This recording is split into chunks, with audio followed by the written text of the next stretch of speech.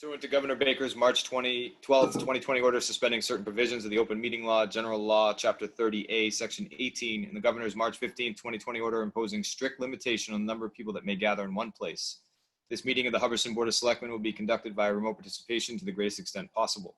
Specific information in the general guidelines for remote participation by members of the public and/or parties with a right and/or requirement to attend this meeting can be found on the town website.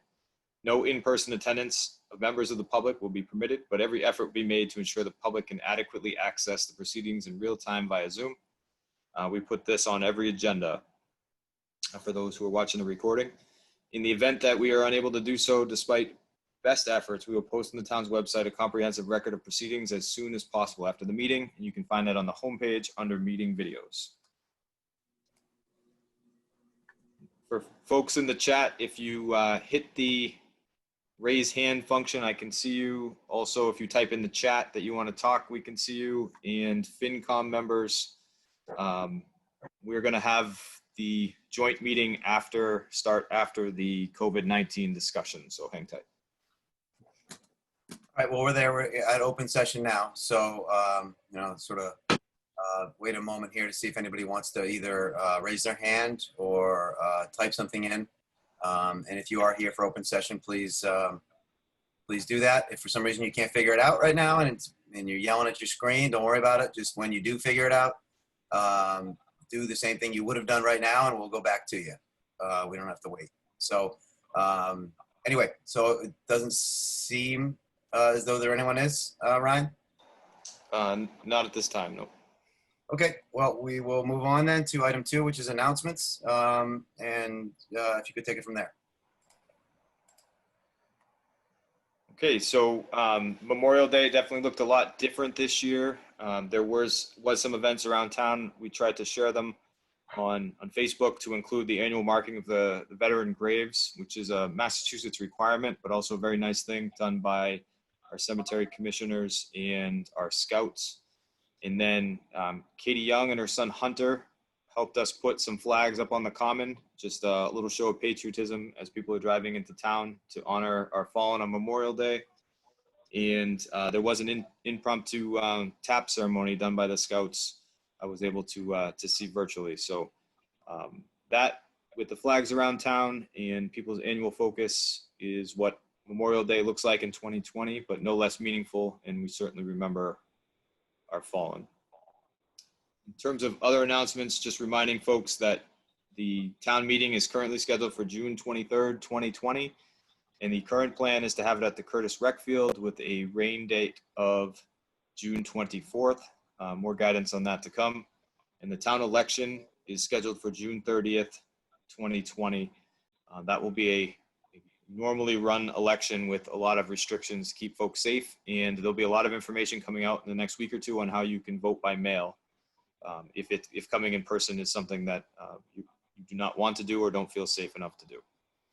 Ryan, are you, I only asked because I was at a pre-bid meeting for a job in Leicester last week, and the town manager happened to be there, or whatever they call it there. And I asked, I said, I assume you guys are outside, or what are you doing? He said, no, we're inside. We're doing it. We're doing, I didn't, sort of matter of fact. What are you seeing, I guess, from others around on what they're doing? So, and before I forget, it looks like there is someone with their hand raised, but to answer the question quickly, I see all three things. So people are planning on going outside. People are planning on trying to find a way to hold it as normal, maybe with much more spaced out seating inside a gym. And there's some that are completely punting and pushing their town meetings to July or even August. So it's really a town by town decision. And I'm really hoping that in the next week, we're going to get some guidance from the state. We were on our webinar today with Lieutenant Governor. Almost a third of the questions were about town meetings as we head into this and what's going to be allowed or what's going to be best practice. So I really expect in the next wave of information to have more, which is why I'm saying tentatively we're scheduling it that way. If the board wants to go forward with a inside town meeting, we'll set up for that. If outside is still preferred, we'll do that. And of course, we can always move it. Okay, thanks. I wasn't trying to necessarily change anything, just wondering. which I know you know. So, okay, well, who's got their hand up and you want to make them live or however they want to participate?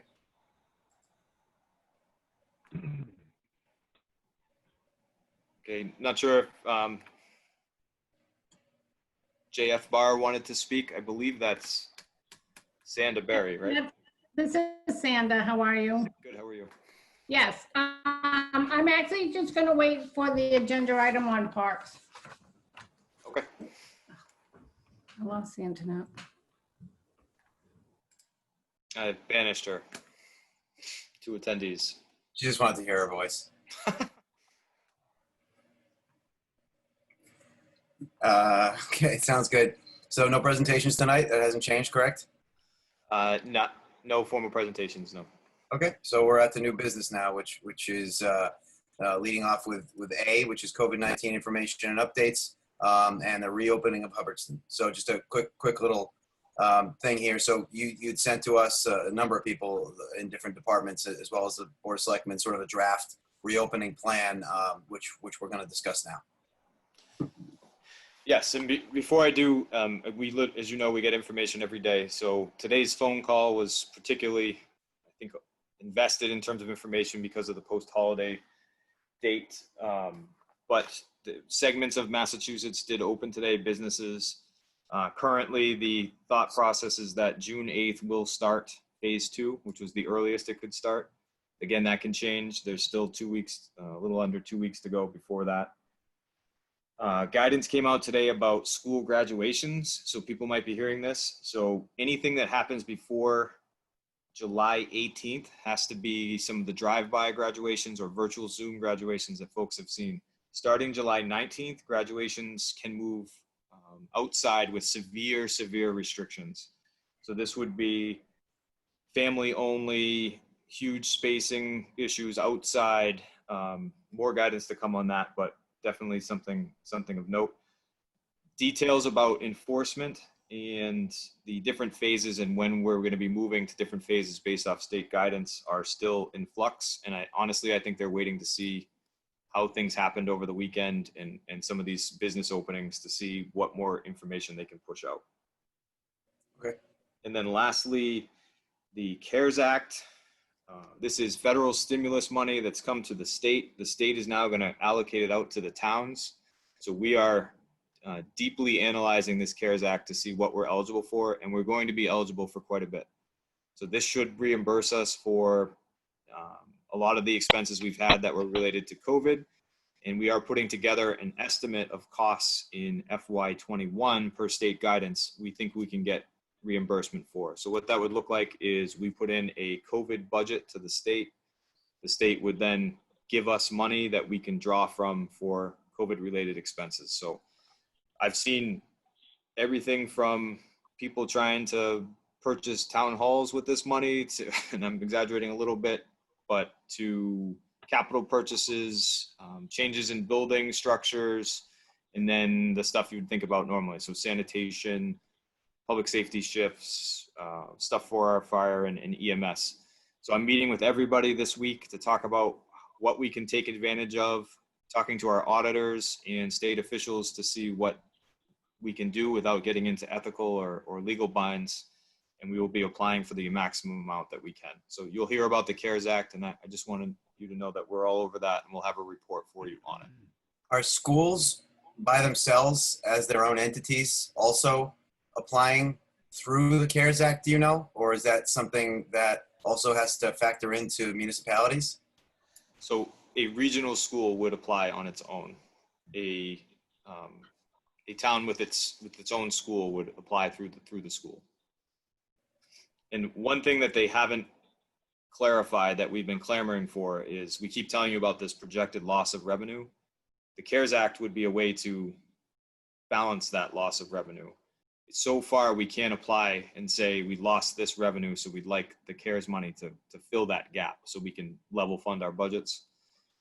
But that is also being asked, and in my opinion, it's better than likely that might be included. So some good news financially.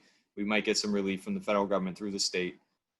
More to come on that. I want to make sure that I'm doing everything I can and not over-promising. So we will have a detailed report for you on what we're doing to try and help our budget. Okay, thanks. So might as well go down the line here as far as reopening Hubbardston and what our thought process is for discussion with anybody who's here. You want me to give the presentation or just discuss it? No, presentation's better. So first, I'm going to show you show everybody the state, because not everyone is as municipal nerdy as I am. This came out last week. So this is the phased approach to opening Massachusetts. So we are already in phase 1 called START, where limited industries are able to resume operations with severe restrictions. So you saw some of this with golf courses. Pretty soon we'll be moving into to other businesses that can properly social distance with PPE. And next will be phase 2. That's expected to start June 8th. This would be more industries, and the details are available. I don't want to list every particular industry, but this is a cautious move towards more openings and more business. And then phase 3, you add on more layers, and phase 4 would be what most people would consider to be how it used to be, with some restrictions like face masks, etc. So if you come down to this framework, you can see a little bit more details on what the phased approach is offering. And some important things to note is gathering sizes, what to do with high risk populations, and then travel. So even in phase 1, which we're in now, gatherings of more than 10 are not allowed or discouraged, however you want to phrase it. It's still to be determined whether or not phase 2 will allow that. And that's the answer to most people's questions. So what can we do? We're still not sure. There's still not the guidance on what phase 2 is going to allow. If you can't allow gatherings of more than 10 or more, it almost cancels all of the things that people are asking about. So weddings, parties, fairs, etc. And then if those gatherings are increased or allowed, then of course there's more. And then every particular industry or event is asking, how does this impact their particular event and industry? And although there's a great amount of detail, some things just aren't known at this time. They didn't get every industry done, but they do plan to release that information. So we're working with our local businesses, the Board of Health, and the state to try and figure out how not only to roll out this plan, but enforce it and implement it as well, trying to help our businesses as much as possible, taking that stance. So given this state guidance, which you can go on and on with, we started to develop the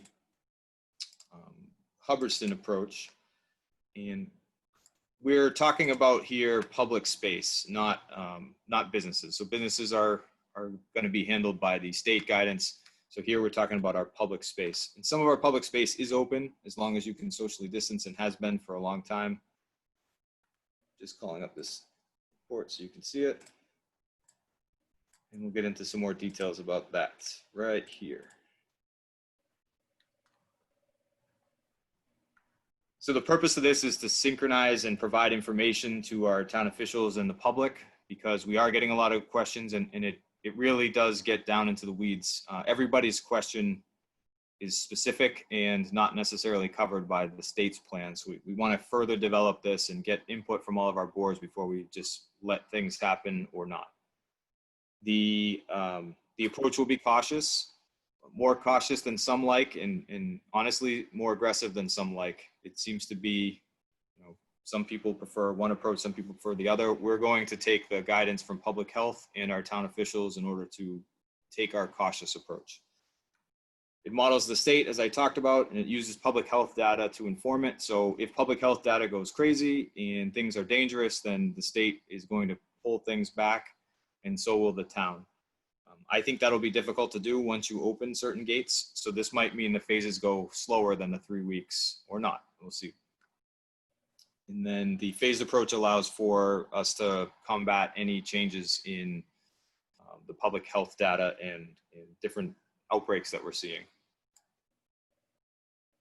So these are the considerations of everything that the town has done so far, which this board is familiar with and is available on our town website.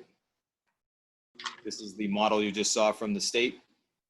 And this is a tentative approach timeline. So if nothing changed, these are the 3-week increments. So we started phase 1 on May 18th. We'd move to phase 2 on June 8th. Phase 3 would follow just before the 4th of July, which I don't think is an accident. And phase 4, the quote unquote new normal, would begin at towards the later half of July. Okay, and if you noticed, I just talked about graduations on July 19th. All this stuff goes together. So there still would be restrictions in phase 4, but things like amusement parks are on the list for phase 4, and some of the more larger gatherings that people are used to and clamoring for. So town offices and staff, we will be starting a phased approach to bringing our staff back out of remote status. So what this would mean is we still have to follow the state's maximum capacity, which doesn't impact us in Hubbardton, except that our spaces are small. So we need to keep people with the ability to stay 6 feet apart, which is difficult in our offices. We won't hit the maximum capacity or the 25% unless, you know, everybody's rushing the town office. So what we're going to do is stagger our work schedules and allow for a hybrid of in-person and remote work as we build up the capacities again to come back and service the public. Hey, Ryan, question. Yes. Is that easier if the office is open on Fridays? I'm not sure I understand. So is it easier to space things out to make sure that there aren't too many people there at once if there are more days? Yes, and we're going to take a case-by-case basis with folks. So some of our employees to meet their hours every week are working on Fridays because they're working shorter days because of childcare issues. So we'll take the same considerations and consider Fridays for openings as well. So this is, not to confuse everybody, but to bring staff back into the office. This still won't allow the public to be there until we're ready for the public. And that includes adding structures to our town offices to include plexiglass, building up our PPE stores to make sure that we can safely interact with the public, and putting up signage, restrictive spaces, and increasing our sanitation. These are all required by the state. This isn't a Hubbardton-centric thing. We fall under the office space sector, so we have a specific checklist and guidelines for this. And then, so the phased openings for us, if you follow the 4 phases from the state, are we would not have any public access in phase 1. In phase 2, which would be the earliest June 8th, we would start doing appointments if necessary. And in phase 3, which is just before the turn of the fiscal year, we will start offering some limited office hours. In phase 4, back to a quote unquote new normal. Again, these are proposals and recommendations at this time. So some of the safety protocols, many people are becoming familiar with these, but they are checklist specific and following mandatory safety protocols in many cases. So you won't see in any time soon a town office employee interacting with each other or the public without a face mask or covering of some sort, required hand washing, a lot of remote work, and increased sanitation measures, which we can hopefully cover in the CARES Act, which might even be bringing on more sanitation personnel.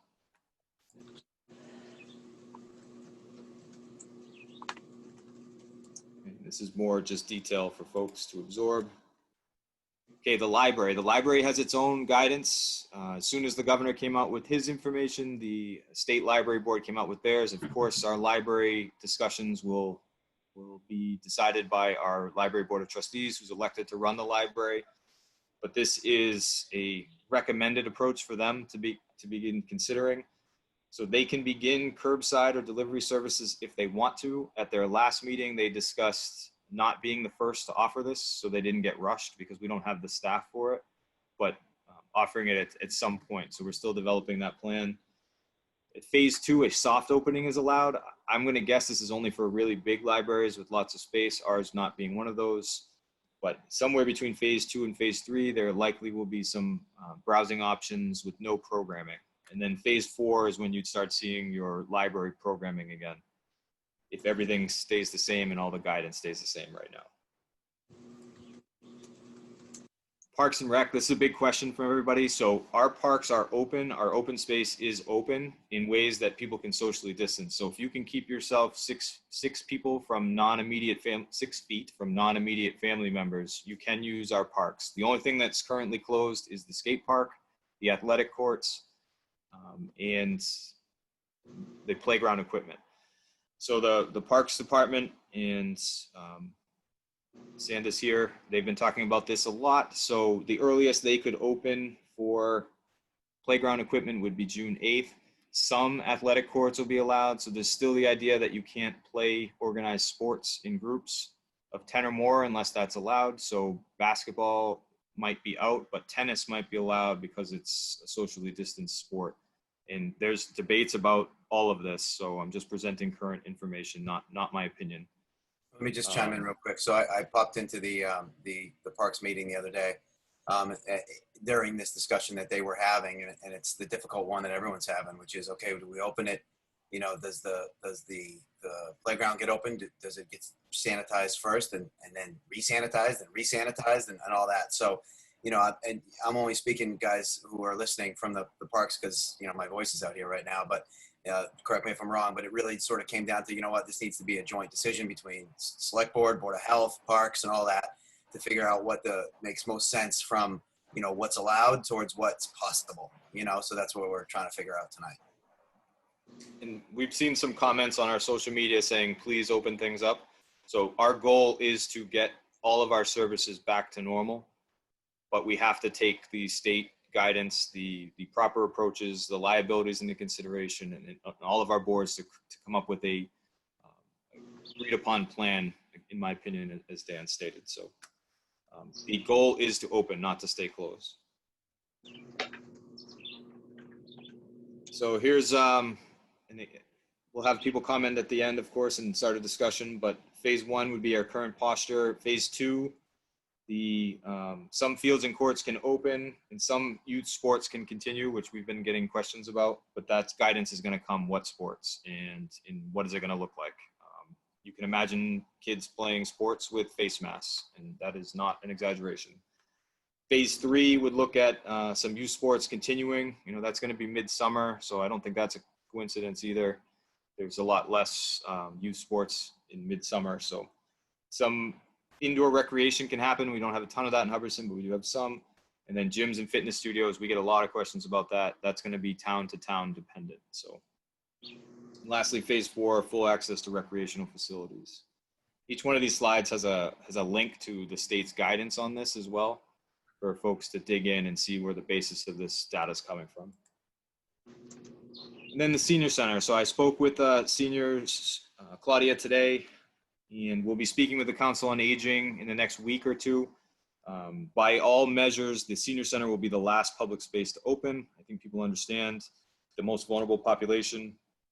Based on the Safer at Home advisory from the state and all data coming from the CDC, we would want to protect our senior population. So to open the senior center before phase 4 is almost, it's probably not going to happen to definitely not going to happen. And we can picture as a town, the senior center for the short term, not forever, being outdoor activities. You could picture perhaps renting or purchasing a tent or some type of outdoor space so folks could eat lunches in a socially distanced way. There's going to be a different look to senior services, but we will resume them when we can and when it's safe. So we're going to work with the Council on Aging to gather information. This is not a Hubbardton thing. This is conversations happening, and no one is talking about opening their senior centers that I can see prior to July. So we have some time to flush this out and make sure we're doing it correctly. And that is the recommendation to you right now as to where we stand. More details are necessary and are coming. Hey, Ryan. Yes. So just to see if we can get a little bit done on it and hear the you know, the opinions and whatnot. Can you? I see Brian Matheson and Sanda are on this call here from the parks. Can you enable them to be able to sort of chime in here and we can discuss with your assistance, you know, what we should plan on for the parks relative to what you just talked about. And if you could go back to the slide that had the parks on it sort of a little bit more specific to the phasing, so we could actually talk about what some of that stuff would mean? Yes, and we also have Chris from the library here too. Okay, yeah, we can go each, but we'll just, I'll just pick the place to start. Brian, I'm adding you in if you click it.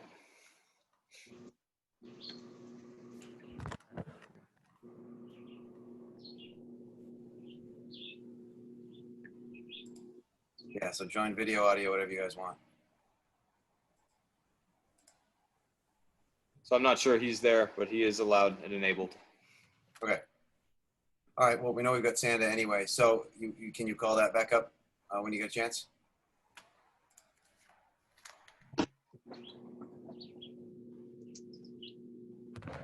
So right here.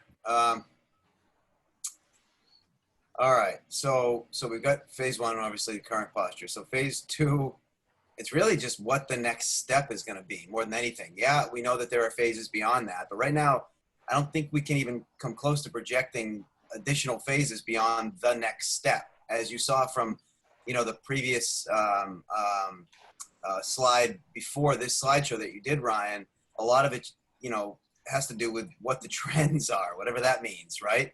So we can't really project. I guess that just means let's just talk about the next step. So the next step and the next thing we have to sort of deal with, it feels like, is June 8th. And do we feel comfortable and what would we actually do if we went to phase two with our Parks and Recreation stuff come June 8th? So I don't know. I'm just open for discussion here. So anybody board-wise, Sanda, anyone who wants to sort of give their opinion, please do. I feel comfortable. I think people want it. And I know we did a lot of talking last week, like, do we sanitize the parks? But then there's this whole discussion, does COVID stay on metal? Does it stay on plastic? How long does it stay? So if the parks really hasn't been used for a number of weeks, we're thinking maybe we don't need to sanitize it. One of our concerns is, what about bringing in porta potties? Do we bring them in? Do we not bring them in? Do we have them ready for June 8th? Well, I don't know. That's what we're kind of looking for the Board of Health and your guidance on. Do we need signs? That's another thing. Is there going to be specific language that we should be getting signs about? Please social distance, wash your hands after playing. Because how do you keep little kids from not touching all that stuff within seconds of each other? Right. So I guess my initial, we'll just take these one at a time. Porta potties, it feels like that.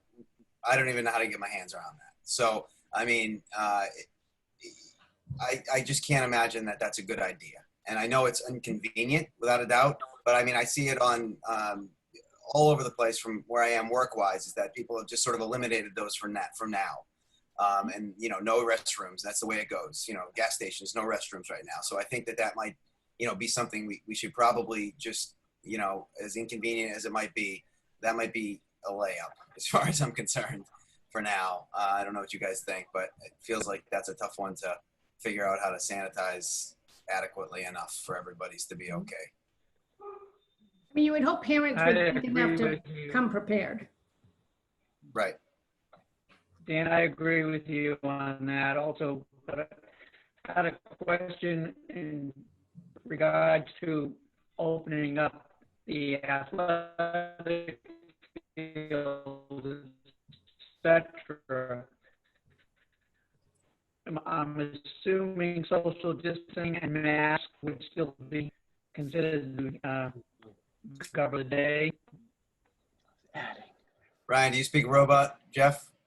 I do. He's asking about social distancing and masking still being required. Once again, you can't hear me. Yes. So it will be laid out if this sport is allowed on this particular athletic court or facility, then you will have to wear X, Y, or Z, and we won't have a choice but to comply with that in order to allow people on public space.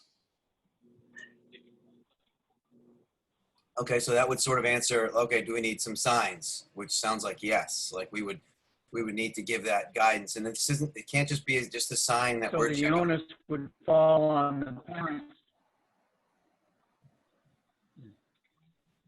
So yes, the onus would fall on and the liability through signage and through communication would fall on the participants.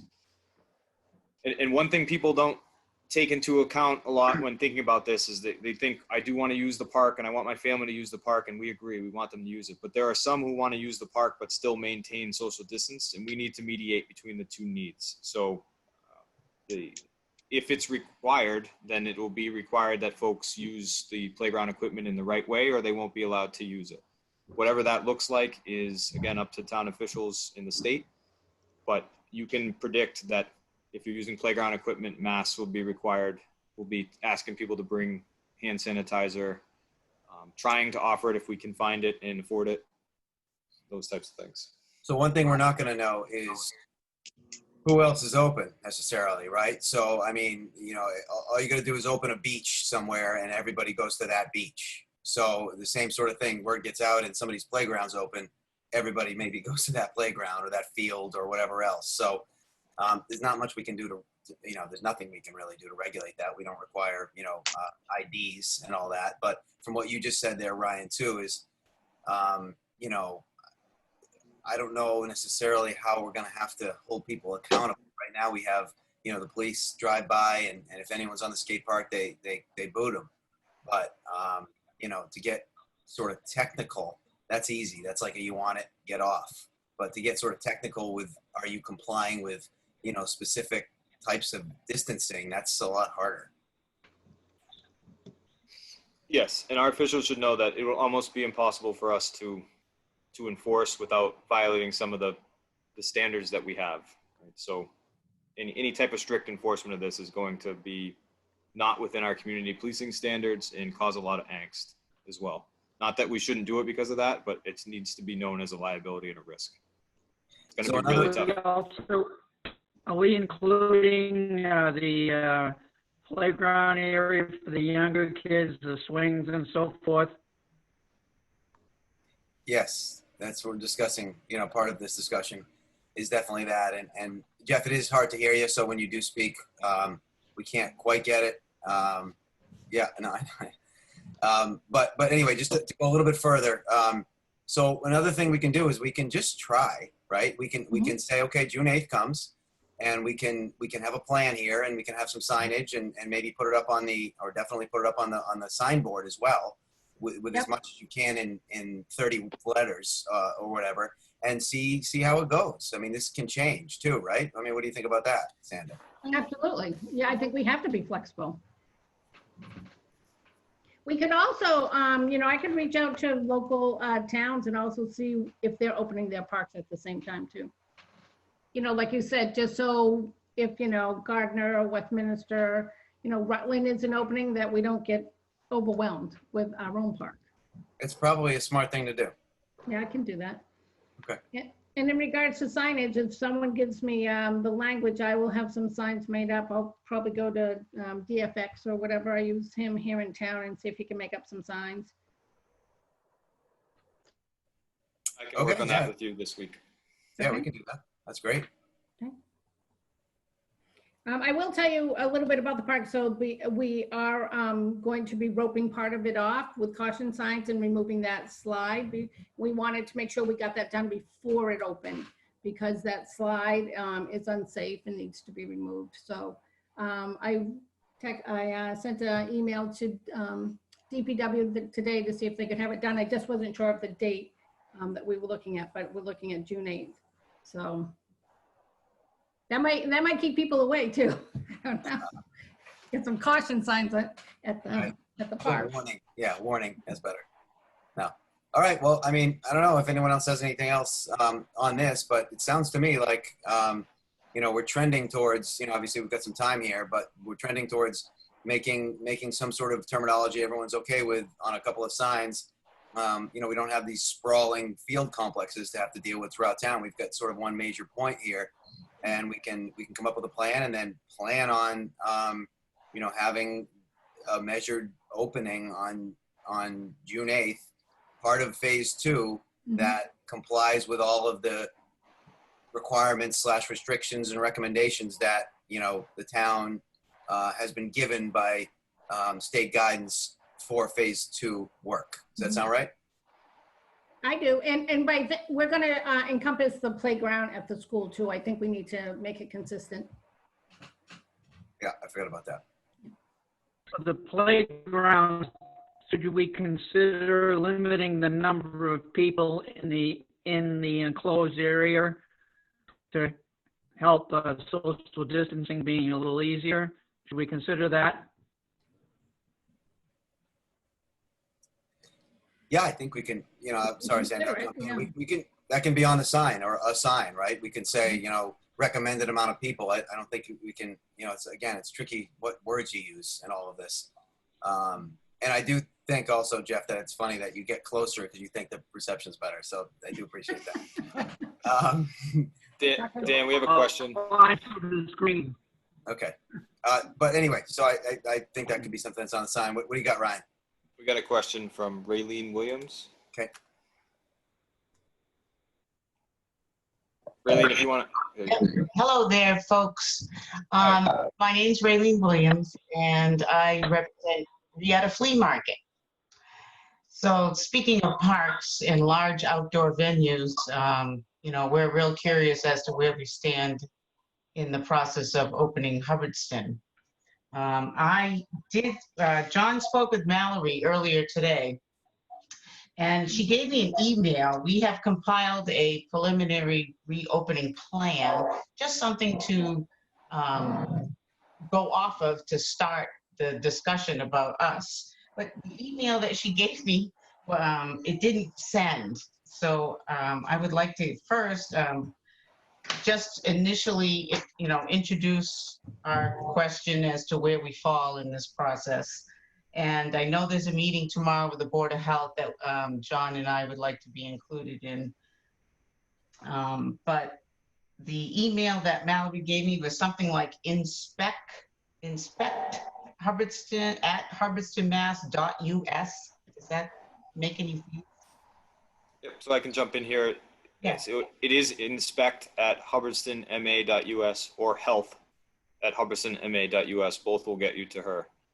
In terms of Raylene's question from what we've done so far as a staff to get this answer, we understand how important Rieta is to our town, economic development, and to the area. To be frank, the guidance that was issued by the state did not address flea markets or any modification of that type of gathering. So we did reach out to Senator Goby's office and tried to get a hold of the Lieutenant Governor and the Reopening Commission in order to get further guidance, and they told us we would get it hopefully before June 8th, so we can give some guidance. I do know that we would not be allowed to open that type of business before June 8th, but we are going to do everything we can to get that answer as soon as possible, because we're not the only town facing that, and they certainly need to modify their guidance so that you can have some planning time. Right. We've already put a few things in motion. We've ordered signage and, buying all the sanitation products and whatnot. We've, and trying to, I'd just like to get this, I'll get it to you in the morning, this reopening preliminary plan that we've outlined, and open for discussion, advice, and/or it'll be good to hear from you what you hear from the state. Raylene, is there a network, for lack of a better word, of flea market folk that you speak to regularly, or that has some sort of organization on stuff, not like this necessarily, but at all? I know that Hollis is supposed to open their flea market on June 7th. That's New Hampshire. Right. But I haven't heard of any others in Massachusetts. So we will attend the meeting tomorrow, hopefully with the Board of Health, and I will email this plan over to Mallory, and we can just take it from there. Great, and I'll follow up with Mallory to make sure that that gets in the Board of Health's hands. Any gray area in the plan is currently under the jurisdiction of the Board of Health unless it's clarified, so it's good. Right, right. Good to go to that meeting. We just needed to get something started so that we can pick and choose and change or enhance or whatever we need to do to get open. And you're not the only one, so, you know, Right. we're doing the best we can to get that information to you. We understand how important it is. Thank you very much. Thank you. Okay, so relative, yeah, I drove by there on Sunday actually and looked up there, thinking about how nice of a day it was. But back to the parks real quick, just to make sure we're clear. So this will also need to be discussed obviously with the Board of Health. And I feels like, you know, the whole board's here, so just about, it feels like, you know,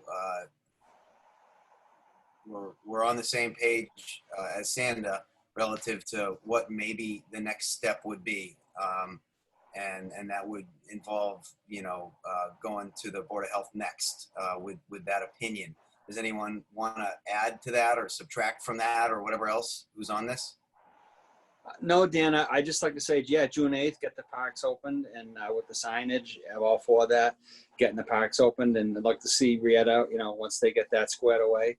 Love to see everything open. People are getting anxious, and, you know, we got to do it safely, but yeah, looking forward to seeing things back to normal. Okay, cool. Should we, parks attend the Board of Health meeting, or will they just inform us of their decision? So I've been communicating with the Board of Health. They were given this plan. They said it looked good. Obviously they want to discuss it. I think it would be good if parks went to Board of Health, and I don't see them differing than the opinions I've heard tonight. I think they just want to know the details of the safety precautions and protocols. So Okay. limited numbers, sanitation, what's going to happen there, and they'll have some input, I'm sure. Sanda, I'll try to jump on tomorrow night with you too if you go on. Okay. I wonder one of the questions, I wonder if we should bring trash barrels back or not. Yes, that's a question I have. Because we've gone green, so everyone's carrying out their trash, but there's also a lot of trash being left down there too. So I'll ask them.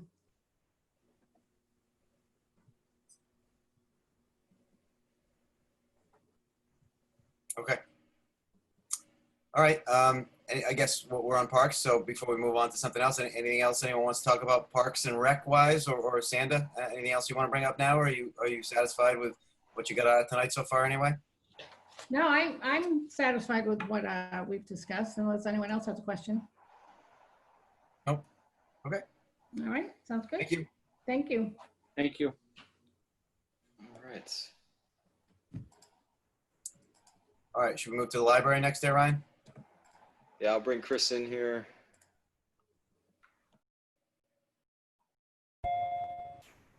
Chris, I don't want to put you on the spot, but do you have any library updates for us? Only that the Board of Trustees aren't going to meet until June 4th, so they aren't going to approve my suggested plan for reopening, which is basically waiting until the larger libraries open up, only because we can't be overwhelmed. We're small, we're tight. There's only me and Gabby there, so we'd like to have the other larger libraries open to give everybody a chance to go out and get their books there. And then they can come to us probably mid-June, maybe closer to phase 3, like you suggested. But I've got supplies, I've got masks coming in, I've got gloves coming in, I got the sneeze shield all set.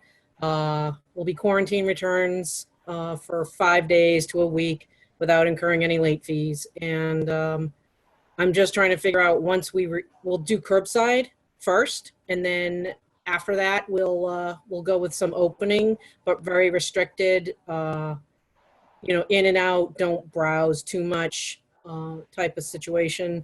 And my intent is that all of our programming is going to remain virtual until we're in a better position.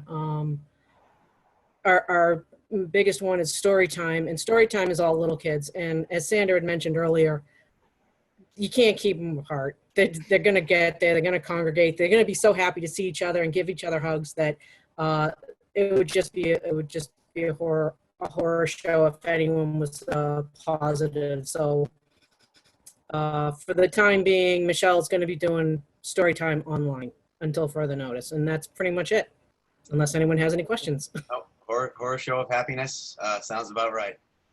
Yep. But hey, so the library specifically, as far as this, we just talked a little bit about signage for the parks, right? So as far as disseminating information about, you know, what steps are taken or are going to be taken in the future, and this is sort of for everybody here. What do you want from us, or what do you think is the best way to get that message out there? Is it through the schools? Is it through messaging? Is it through emails? Or what are your thoughts there? Well, right now, a lot of the people that are current patrons of the library are using our Facebook page. So that would be one aspect. But I would certainly take advantage of the school message, not message, their newsletter, and get the word out that way as well. Plus, we could also check out with the seniors because they also do a senior newsletter. We could put the word out with them. I'm not sure that email would be an effective use because we really don't have a real email database for our patrons. So, Sure. Okay, well, it sounds like after maybe we can talk to you again after the June 4th meeting. absolutely. Okay, anything else for the library from anybody? No? All right, thank you. Thank you. Thanks, Chris. All right, so we've got parks, we've got library. You talked about town offices, which is obviously near and dear to you. Brian, is there another piece of this we should be talking about? Nope, just trying to coordinate the effort. As you can tell, there's a lot of details. People don't think of trash and sanitation and how to do distancing in small places. So just want to make sure you're aware. All the boards are commenting, on the plan, and we will execute. We still do have very limited to no complaints about resident services. We've been able to do everything remotely, and we'll continue to do that and make adjustments, as people need them. But as of now, town offices and all services are continuing to run. So And I just want to just bring up the senior center again. So obviously there are some services they've been providing now that since they've been not having participants in the building, right? So I assume all those things would just continue indefinitely until they reopen in some form in later stages. yes, and the plan is to investigate the CARES Act to see if we can't bring on a volunteer services coordinator, again using federal money that we wouldn't be eligible for otherwise, to help boost up our remote services and make sure we're taking care of our seniors through the summer, because it looks like it'll go through the summer until we can provide the services we normally provide. So we're looking at all different ways to continue to make our services more robust. Okay. All right. Well, thanks. That was a great update. I think we got the makings of a plan for the next step anyway, and then we'll deal with future considerations here. But unless anyone has anything further on this, we will then move on. No, let's move on. Sounds good. All right. So we're on item B, which is fiscal year 21 budget. We've got the joint with the finance committee, and it looks like we've got a few of them here. Yes, I'm making the party much bigger here. Give me 1 second. One thing I didn't discuss in that plan that needs to be discussed, and that it can wait a week, but the Hubbardton Fair is very important to the town, something that we want to run if we can. Looking for the board's input on that. And Katie's here to offer an alternative version of the fair, but this is also something that the Board of Health is going to be discussing tomorrow, and certainly something to compare with our peer towns. So I don't know if the board has any comments or thoughts on the Hubbardton Fair, or wants to hear any further on what it might look like in a socially distanced environment. I think we got, before we move on, sorry, Finance Committee, but this is important, and it's upcoming. So if you don't mind getting Katie involved in this, to hear about, just so everyone who's listening now or will be paying attention at some other time can know what the current plan is and what maybe a backup plan might sound like.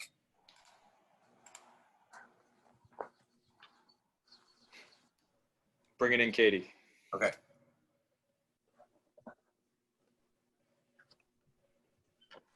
There we go. Can you hear me? Yep. Yes. All right. So, yeah, there's a lot to consider because usually when I do a fair, there's a lot of people. So first consideration would be is not to advertise whatsoever. It already has enough momentum and enough people following it that they're just curious if we're even having anything.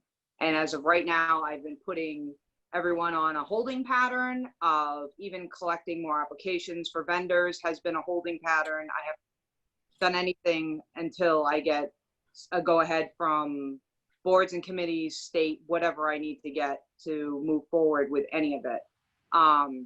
Another consideration is bumping it from only 10 to 2. Also for the vendor side, it would be, each booth would be spaced out further. The rows would be wider and I'd have the vendors park their cars behind their booth. So that way, instead of vendor to vendor back to back, it would be car, and the vendors in front of their cars. So that way it would make it so the aisles, it would be kind of, you know, like people aren't going to walk down the car way. They're going to walk in front to just guide people which way to go. We can spray arrows on the ground and that kind of stuff as well. There'd be no petting zoos, no animals, no face painting, no bouncy houses, none of that, no touchy-feely stuff. I would encourage people to bring their own camp chairs or blanket to kind of spread out and take a spot somewhere in the field because we can spread out. There's plenty of room to listen to the music play.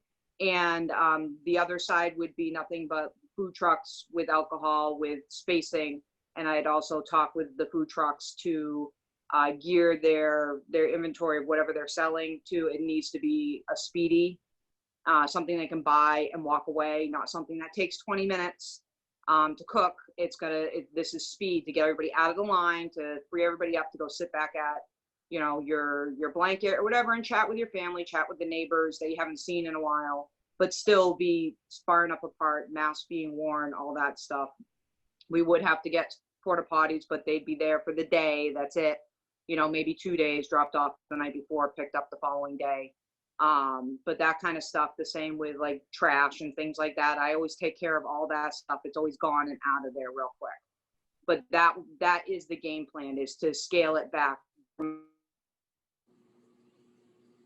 out, but what is also, you know, I wouldn't have any chairs or anything to sit at. You bring your own stuff and encourage people.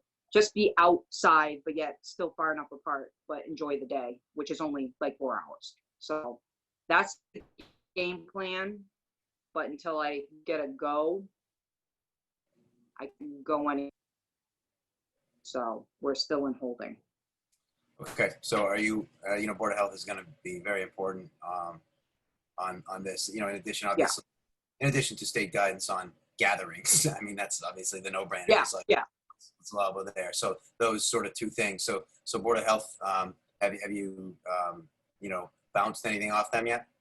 I have not said anything to them. I've talked with Mallory. Mallory's been looking into it with other towns and things like that to see what other towns are doing, because we are not the only town that around here that still has not canceled everything in sight. So, and there's a few towns around us that have these, you know, events, a lot of their income. So that's the other kicker. It's like, there's some people that I've already said, no, I'm not going, and that's fine. And I understand that, you know, because you do you. And I understand if you can't go for whatever reason or don't want to, but there's other people that come. So they please don't get, I can't either way. It's like, it's out of my control. I'm just here waiting. So it's still, everyone's kind of looking into things because the state didn't really put forth, they put large scale events and then they put things like that are phase 4, and it's like, well, yeah, because that's like 10,000 people.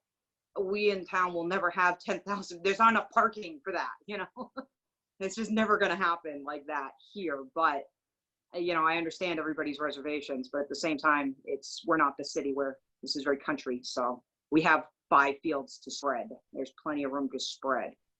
So, but anyway. Okay, well, no, I think, thank you. I think that's as far as we can go right now, without sort of getting to the next level from the Board of Health standpoint on this. And then also making sure that nothing changes on this phasing plan from the state, right? Because still feels like everything is, still open to changing based on trends. So, just it can gum up the works if there's a spike and all the other things that are talked about. So more than anything, thanks for thinking about all the different considerations that you can make to make it feel like it's in compliance with what the recommendations are out there. So it feels like you're doing that, and I guess we'll just wait to hear more. Yeah. All right. Okay. Hopefully next week. Yeah. All right. Good. Thank you. Thanks, Katie. Thank you. Okay. Thanks, Ryan. I guess let's move on now.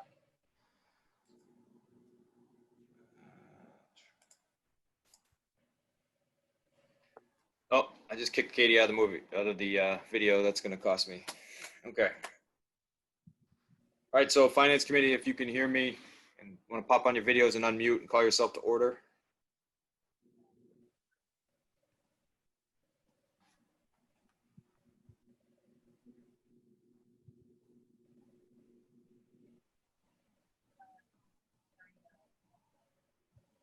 I'm unmuted, but it doesn't seem as though I can turn my video on. I can hear you now. I'll ask you to start your video. That'll help. All right, that'd be good. There we go. Hi, everybody. Hi. All right. Good evening. Let's see, 7:29. Call our meeting to order. I got an email from Josh. He was running quite late. He'll join us when he can. All right, so 7:29. All right, so I'm going to provide a financial update. One of the things that the FinCom may or may not have heard in the beginning is the CARES Act is still being analyzed and digested by myself and the staff for finding ways to overcome our revenue gaps and make sure that we are covering all COVID-19 related expenses and anything that's extra in our budget with another type of funding source, federal or state, to make sure that we can meet our balanced budget and provide some budget resiliency. So more to come on that. But one thing that does need to be decided is if we're going to hold a town meeting, we should set a balanced budget that we know will be an interim budget until there can be a fall meeting where the budget is corrected. And what I mean by that is if we pass a budget, a balanced budget that is fiscally conservative, provides some resilience, but gives us a picture, then we can operate without a 1/12 budget. If we don't pass a budget, then we have to go to a 1/12 budget, which is essentially taking last year's budget, cutting it into 12, and it causes us some issues in terms of cash flow, et cetera. One thing it does do is it buys us time for more information to come out. So I'm offering a version of a balanced budget that we could pass. This can change between now and town meeting, but we do have to get the warrant out in the next week. So if we're going to provide that in any way, there needs to be some type of recommendation on the budget. So this is my current recommendation to you, and I sent it out to everybody. Hold on one sec. Forgive me as I call this up.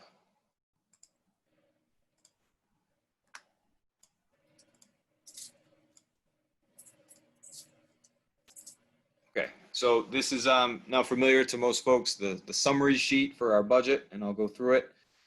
Nothing's changed in terms of property tax, new growth, or our overlay reserve. One thing I am recommending is more free cash to offset the budget, which is something you've never heard me say before, but I'll get into why.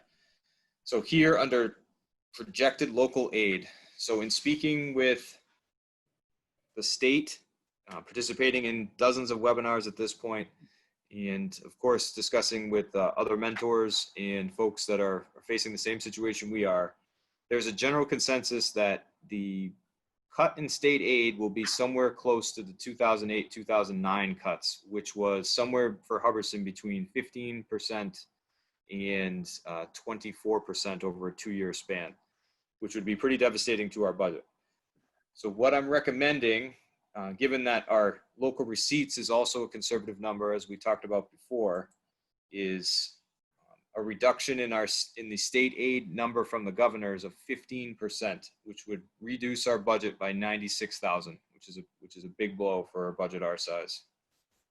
So that would create a $96,000 gap, and I'll show you how I got back to balance. So on the expense side, I'm going to scroll down to the schools. So as you know, the schools have not passed their budget yet. It does not look like they plan on passing the budget Right. before town meeting. Right. So that uses the number that they gave in their last meeting, using the $1 million to offset their budget with one-time revenues, puts our assessment in the vicinity of 2.5%. So I used the exact number based off a calculation that I vetted with them, which has some risk to it, that number, because they could go up or down based off that number. But that is the best number that we have. So using that number, we have this $96,000 gap. So what I'm recommending is this set of this set of what we're calling moderate cuts to our town services, totaling about $40,000. So what's being cut is some found monies in debt payments and health insurance. When I say found monies, I mean monies that have very little impact on the budget or our long-term budget. So I'm comfortable recommending them. $11,000 in cuts to the town office line items to include our legal budget, mailing of warrants, professional development, and the list is going on here. So cuts that definitely matter, but are absorbable at this point. And then $5,000 from each of our major departments, so police, fire, and DPW. So what this would eliminate is EMS stipends, as we discussed with fire, and some ability to cover call firefighter wages. The police side, you're going to eliminate a lot of training and professional development. And of course, they always have that deficit in their budget with their shifts. And then from DPW, you're talking culvert and road maintenance materials. So if you combine that with a $50,000 use of free cash, you eliminate the $96,000 deficit and come back to zero. So if the CARES Act allows us to offset some costs, which is likely, and if there's not a major reduction in our revenue, which is, I would say, unlikely, but possible, then the first things that I would suggest when we correct the budget is removing the free cash that we used, and then if possible, adding back some of those services we cut, especially fire, police, and DPW, in a phased manner. So if these are conservative numbers and we have the ability to readjust, if they're not, then this budget might pass, assuming the school budget comes in where it is right now. If it's not coming in right now, then if the school budget goes up, which is certainly a possibility, and the other towns vote to increase the budget, which is a possibility, then this board and the finance committee has reduced our capital budget to $30,000 from $260,000, which gives us, even with all the recommendations for town meeting, $285,000 in available free cash, which could offset, and this is not a good way to do it, but it could offset any major miscalculation on revenue or any massive increase in the school assessment. So it gives us some flexibility. That would not give us flexibility long-term. These are not strategies you hear me normally talking about, but this is an approach to providing a balanced budget for town meeting that can be adjusted once numbers are better known in the fall. and it has some resilience in that we can still use some of our reserves in order to cover any unexpected costs. The downside being we wouldn't cover capital, and we'd have to fill those gaps in what could be a worse year in FY21. Okay, so, thanks, and thanks for crunching the numbers so much to try to get it to, something that's worth recommending, which I think you did. So I think it's only fair that we are responsible that we talk about what the other options are, and I'll just lead off with, if we don't do it this way, the other options are A, nuke the town office, right? I mean, that's, not the right words, but for as far as, cutting drastic amounts of staff, cutting drastic amounts of services and all that sort of stuff. So those are the sorts of things we're talking about if we don't, sort of move in a direction that's as presented. Yes, there's also the option to use more reserves. Some towns are doing that because they're called rainy day funds and it's raining, but that in a town that's already reliant on reserves and doesn't have a lot of budget flexibility is a major risk. So is cutting services. So I know there's no good answer here. And that school number is still really unknown, although we have the number that we can plug into a budget to get a budget passed. Anything could happen with that budget, to include talking about massive cuts in Chapter 70, which it doesn't seem as likely as it once did, but is definitely possible. And the increase of costs based off of special education needs, covering costs over the summer, and anything that's needed to cover a hybrid type service delivery for the schools in the fall. Do we have any idea on the next expected, benchmark date where information or beneficial information may be coming out? Has the schools, have the schools been told anything that you know of? Not a what, but when? Maybe mid-June. They don't have, I looked on their website today, they have no school committee or budget subcommittee meetings scheduled as of now. Yeah, I saw that too. They have submitted a 1/12 budget, so they are prepared to go that way, which means they might not have a final budget for us until the summer.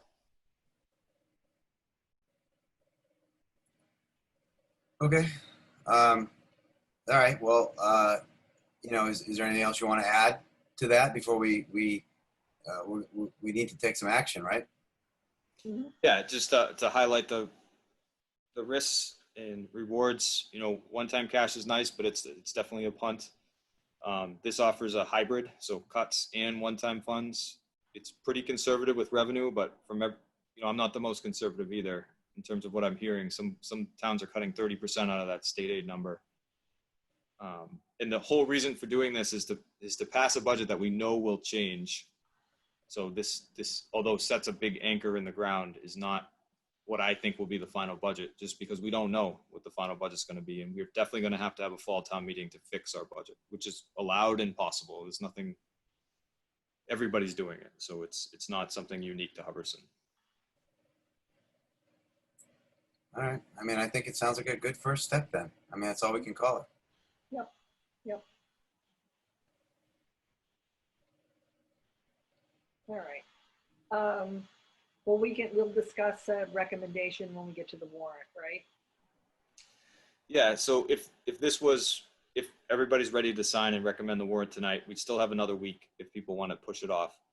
Then these would be the initial numbers that would go into the budget. Of course, the motion and the handout at town meeting can be different. So that's still 4 weeks away. Can change the budget. We usually have a town meeting budget that we go to town meeting with. This would be that, and it can change and will likely change. Mm-hmm. But this would go to voters and to residents as information. Right. All right. Do we have any questions? I don't have any. I don't have any. Okay. Shannon, Maria? Nope. No questions. Okay, great. Then we're good.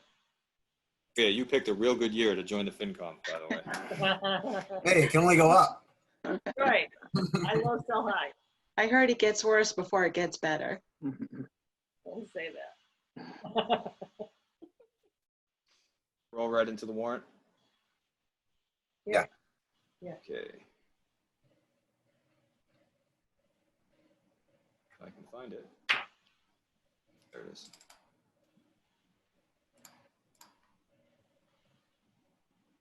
Okay, the final warrant will look prettier. Google just messes with it a little bit in this medium. Okay, so the warrant, you've seen it already. You've seen the draft. So the first 4 or 5 articles, there's no change from last year. So these allow Board of Selectmen enter contracts, the educational state aid, acceptance of an expenditure of Holden Hospital money, and then setting the spending limits for our revolving. So I'm going to stop after that section. Are there any questions on that section there? Or recommendation changes, etc.? No, right? No. Nope. We're all good, Maria? All good. Okay, great. All right. Okay, seeing none, I'm going to keep going. So next we'd have the budget. So these numbers would fill in based off of if this budget was to be recommended that I recommended to you. This would be fill in these numbers in Articles 8, 9, and 10. So the Montezut Regional Tech Assessment, the QRSD assessment, and debt would go here. Okay. The next Do you want us to vote now to recommend these? Want to just do them as they come here? if you want to do them in sections or all at Yeah. once. Yeah, I mean, we've already approved, we already recommended 1 through 6. So right now we're looking at 7 through 10.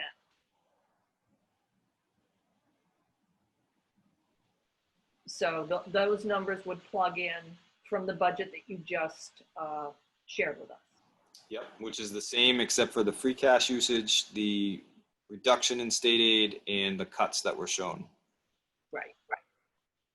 Okay. All right. So can I have a motion to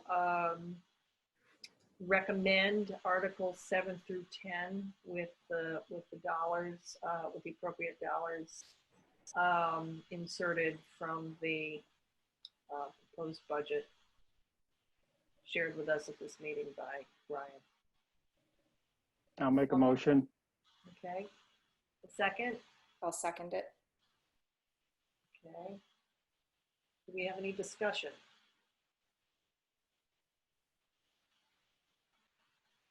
We're all good?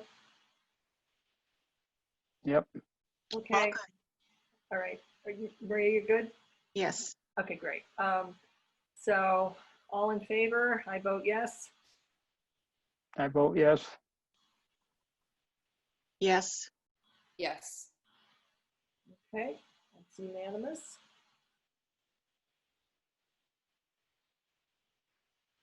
Okay, I'm going to continue on to the next group of financial articles. So the Article 11 is 20,000 for the cable committee, confirmed. That's what they need for FY21. Doesn't affect the operating budget. Comes from their revenues. 6,000 to hire a consultant to help write the master plan implementation chapter. The Article 13 is 75,000 for the town center. We've discussed how it's important to keep this ball rolling. And then Article 14 is the new capital plan, defraying any capital expenditures until the fall, if the budget situation allows. Brian, So sorry, I just got to jump in real quick on Article 13, just for people who don't. So recently, like in the last week, we've been talking a long time about, originally Hubbardton was maybe 2024 or 2023 was the expected time frame. But then we've talked over the last, 6 to 9 months that with a full plan in place, we might be able to slide in earlier.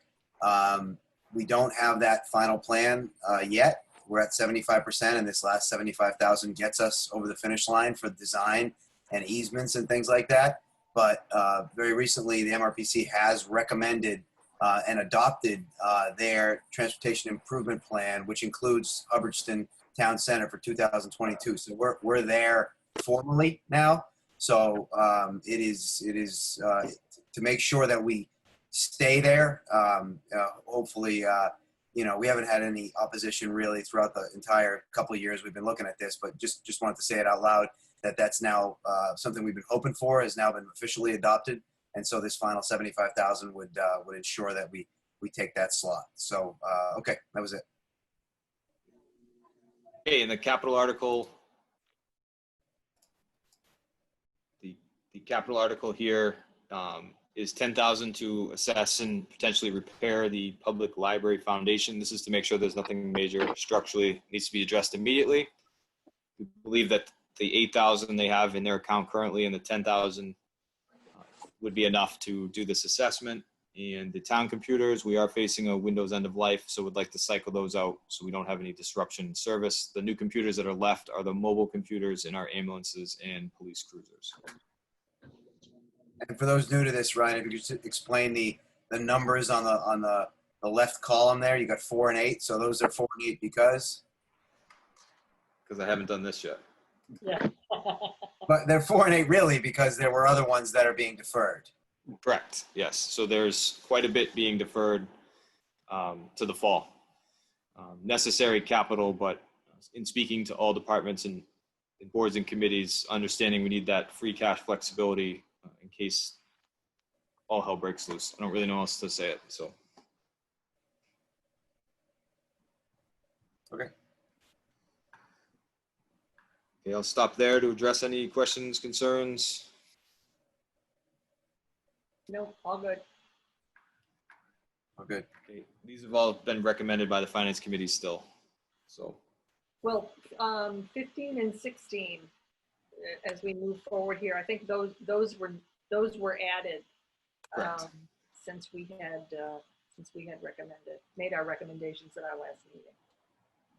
And I'll explain why. So these are CPA articles. Article 15 is something that we have to pay in FY20. In fact, we've already paid it, but this was authorized by town meeting to fund the debt service for the library roof. We do need a town meeting vote every year to authorize this debt payment, but this was already approved by town meeting voters and recommended by town officials. And the same thing for Article 16, that's next year's payment of the CPA. And you'll see this for 2 more years until that debt's paid. This is the library roof replacement. Okay. Articles. So all right. Why don't we, Finance Committee? Why don't we take a motion to approve those two articles as submitted? Have a motion. I'll make a motion. Okay. Second. I'll second it. Okay. Any discussion? Nope. Nope. Okay. All in favor? I say yes. Yes. Yes. Yes. Okay. Unanimous. Thank you. To recommend. Okay, Article 17 is the annual estimation of CPA revenues needed for the CPA standard article. Article 18 is would be a CPA borrowing authorization for up to $200,000 for the Rainbow's End Playground. We've discussed this one a lot. So this would be a $50,000 expenditure from their general reserve and then borrowing $150,000 over no more than 7 years. And then Article 19 is the Hubbardton Center School roof article that we've discussed at length. So this would authorize the town to borrow $2.9 million and change to repair and replace the center school roof. This would make us eligible for an MSBA grant, which would pay nearly 60% of that, meaning we would be borrowing approximately 1.3 over a set amount of years. And this article also asks town meeting voters to support an override to pay for that debt. And then Article 20 is the Board of Selectmen's petition to the general court to change the charter, to change the name of Board of Selectmen from Board of Selectmen to Select Board.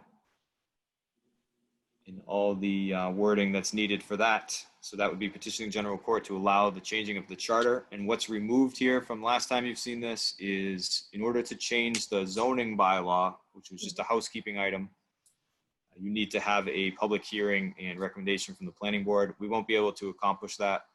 So what we'd be doing is petitioning the court, getting that approval, and then at a later town meeting, changing our bylaws and our zoning bylaws to say select board if that's the will of town meeting. That's why that was taken out. And that is it, of course. Ready to share any more details or information or get comments, questions from the board. So just my initial, we talked about this a little bit, but now that we sort of see the final-ish draft, I think it's going to be a pretty quick meeting. I know we talked about this, but, it doesn't feel like there's a lot of items there where there are going to be significant hangups. Obviously, there will be some big numbers, so you never know. But all I'm getting at is the location we plan to have this, which is the root of why I started talking on this item right now. Feels like, if it's going to be sort of a quick hitter that people know that they're probably going to be getting in and out of somewhere and not sitting outside for 2 hours. It's more like, half hour, 45 minutes, which is probably what it's going to be. Maybe that'll have more people show up. What's our quorum number again? 50? Yes. I put a string on my finger to remember to recommend reducing that, but I forgot. I lost the string. That might happen in this next week. The Senate passed a version of a bill that lowers quorum requirements, and the House is supposed to have passed it today. So that might happen. Lower it to what? Do you know? It's hard to say for a town like ours. It's pretty low already. So Okay. maybe 10%. I don't know if it helps us, but. Okay. Anyone else have anything else? No, I think we're good. We don't have any other business on our agenda. So do you need us for anything more? So the deadline for the ballot question that's needed for the override is tomorrow, which is why this meeting was scheduled. So if it's going to be on the warrant and going to be on the ballot, that needs to be approved tonight by the board and the finance committee. And if the board is ready to approve and sign this warrant, we can have it ready this week. If you want another week with it, we can have a meeting next week. Those are the two things. So approve to move forward and sign the warrant with any changes that you recommend. And we need to vote on the ballot question. I'll pop it up on the screen, but it's pretty generic. It is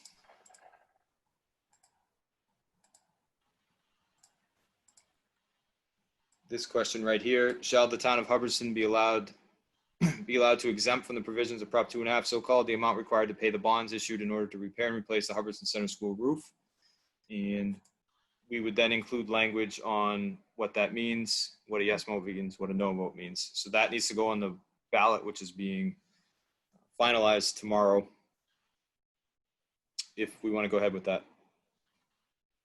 All right. So do you want to vote from us to recommend it? I'd make the motion.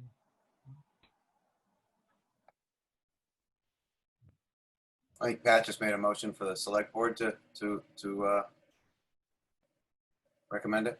And he froze. I'll second it. And then Jeff did. To approve and sign the warrant. Okay, so that was to approve and sign the warrant, and Jeff seconded that motion.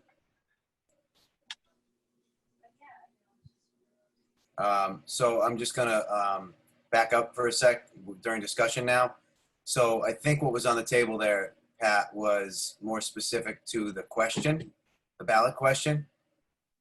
And Ryan, if you could chime in here, the select board, while we're in discussion on the motion made, which might be able to be amended, the select board needs to also vote on whether or not we approve the ballot question. Yes. So Pat, would you amend your motion to recommend the presented ballot question wording?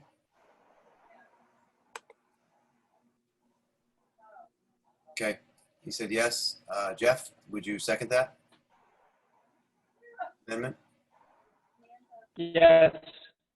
Okay, you said yes. Any further discussion? No? Is it a roll call? Yes. Okay.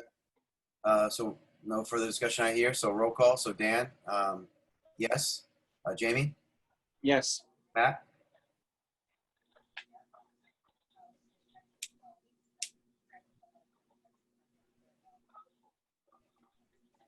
you can't decide. I'm just kidding. Yeah.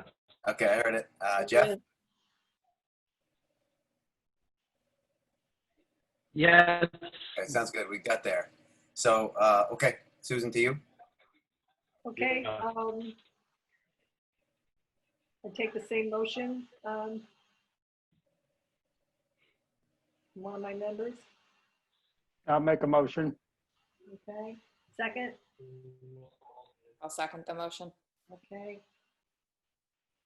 Any discussion? Okay, all in favor? Susan, yes? Shannon, yes. Chuck, yes. Maria, yes. Okay. Unanimous.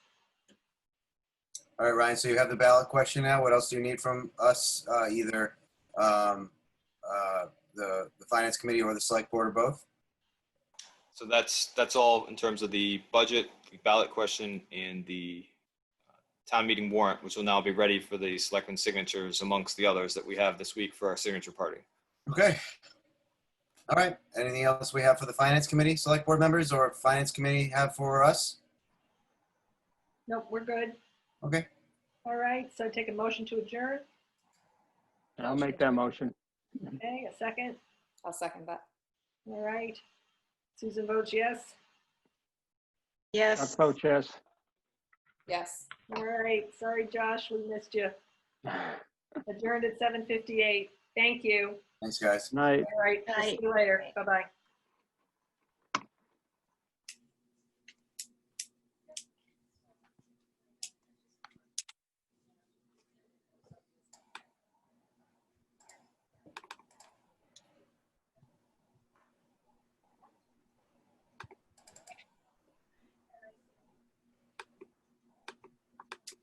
All right. So we are moving on. So that was items B and C, joint with Finance Committee. And we're moving on now to item D on item or 4D, Malone Road Conservation Restriction. Yes, so the Open Space Committee came to you earlier this year and talked about finalizing the conservation restriction for Malone Road. The board at this time expressed their support for this. So this is the final restriction as reviewed by council and open space and the state, and it's ready to go. So what you'd be voting on tonight, if you're willing, is voting to accept this conservation restriction and sign it this week. Can I first ask, and again, just it's up to them, but whether Bob or Cassie wants to contribute to anything on this before we start talking about it? I mean, I guess I just sort of asked, but please feel free.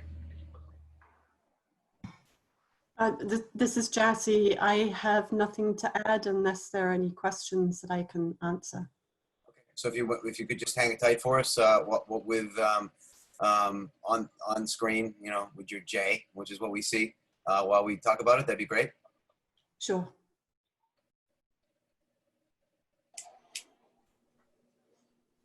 And same for Bob, I guess. Yeah, just my only comments were there's very little changes to this, and this is mostly just a logistic step to provide CR coverage on that property up there, and the document has been reviewed by many people several times, so I think we're in good shape. Sounds good. Thank you. Okay, Ryan, you want to pop that back up for us?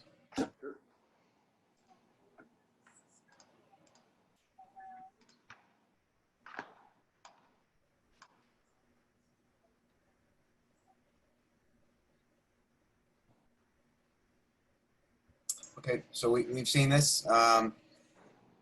As Bob just said, this is nothing new for us and nothing sort of secretive going on here. Ryan, do you want to add anything as we discussed? No, we cannot sign this digitally. It needs to be notarized. So this would require physical signatures from the board, then physical signatures from open space, and then we would send it along to North County and then to the state. So it's got a long journey. We're going to sign a few copies if the board's willing, but looking to get you to approve signing this conservation restriction. Okay, so I guess if somebody wants to make a motion to accept it, we can move from there. I can make the motion to accept the Okay, motion by Pat. conservation restriction on Malone Road. Mhm. Okay, motion by Pat. Is there a second? I think Jeff seconded. Jeff, you muted, so I'll make the, I'll second it. Okay, so Jamie, seconds. Is there any discussion? Okay, seeing none, we'll vote. Dan, yes. Pat? Yes. Jamie? Yes. Jeff? Thumbs up. Thumbs up. Okay, sounds good. All right. Well, unanimous. Okay. Well, thanks for coming on, guys. Feel free to stay. Thank you, everyone. Thanks. Thank you.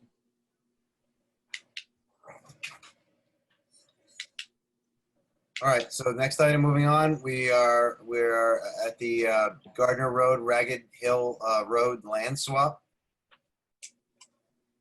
Yeah, so I inherited this one and we're finally done with it. So this is the land swap for what is now being called Lot 2 on Ragged Hill, or parcel 20, 19, 18, 17, 16. So this was swapped for land on Gardner Road a while back with the Vincent family. So this has gone back and forth with the two councils. Right now we are, if the board's willing, approving the deed and signing the deed, and that will be done. So we will have swapped that land and finally completed that, fully vetted and recommended by myself and council. Okay, this is probably 4 years it's taken for this, 3 or 4 years. So I'm excited to finish it for sure. yeah, no, just take full credit. Take full credit. It was you. Okay, someone want to make a motion? I'll make that motion to approve the land swap and sign the deed, Gardner Road, Ragged Hill Road. Okay, I'll second the motion. Jamie seconded. Any discussion? Okay, we'll go to a vote. Dan, yes. Pat? Yes. Jamie? Yes. Jeff? And that's a yes. So it's unanimous. Okay, sounds good. All right, next will be the item F, which is the Ragged Hill Land Disposal Deed, Lot 3, parcel 217. Okay, so very similar. This vote was taken by the board to sell one of the remaining Ragged Hill lots for $25,000 to D2 Builders. So this is the quick claim deed reviewed and recommended by myself and council. This also requires a vote and signature to finalize this sale and close in early June. I'll make that motion to for the Ragged Hill land disposal deed. Okay. I'll second the motion. Okay, this is seconded by Jamie. Any discussion? Okay, we'll go to a vote. Dan, yes. Pat? Yes. Jamie? Yes. And Jeff? Yes, yes. Sounds good, unanimous. Moving on, that would be item G, which is the Green Communities Grant Contract. Brian? So I added this just in case. This is to sign yet another contract for our green communities, but the board already approved this application and I can sign for the board. So no action necessary. Sounds good.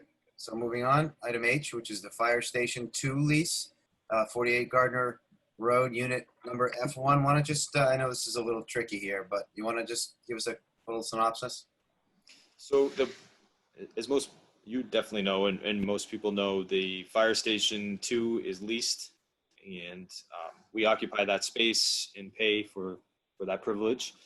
That lease is up, and we need to continue the lease process, but we have to do some research on procurement law, and how this lease needs to be signed. So not ready to bring this to the the board for vote yet. Although we did come to terms with the leasee for a 2% annual increase. We need to make sure we do this correctly. So this will come back. Sounds good. Okay, thank you. Moving on. We got an old business item of infrastructure updates. Is that something you want to tackle? Yep, real quick. I wanted to just pop this up.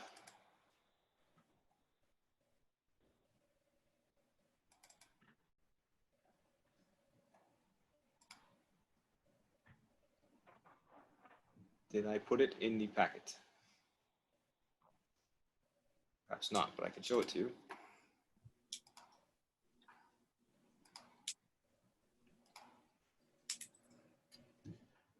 Give me 1 second, please.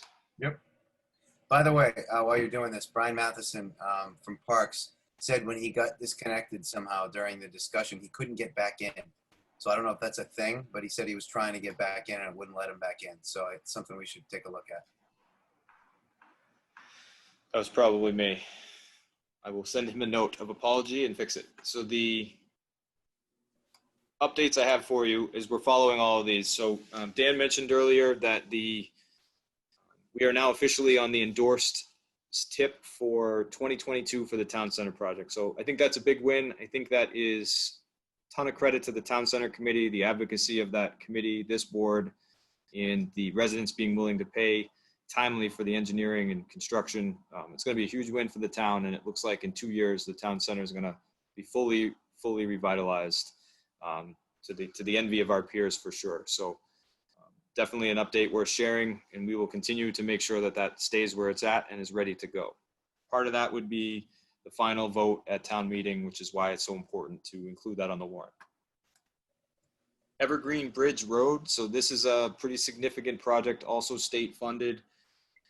They've already begun, actually. They began yesterday. So this road, Evergreen Road, will be closed for about 1.5 years with detours. It is an inconvenience for sure, but this bridge needed to be fixed, and this is how they're going to fix it. So we are going to see construction on that and a detour for quite some time.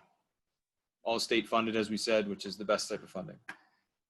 Route 62, very similar. There's been a notice to proceed on this. There's one environmental concern with a bird, but we should see a resolution of that, and that should begin in the next month, definitely before August.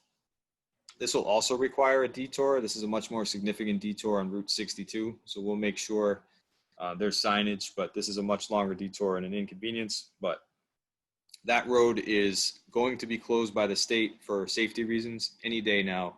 We're lucky it lasted this long, and we did test it to make sure that it was safe.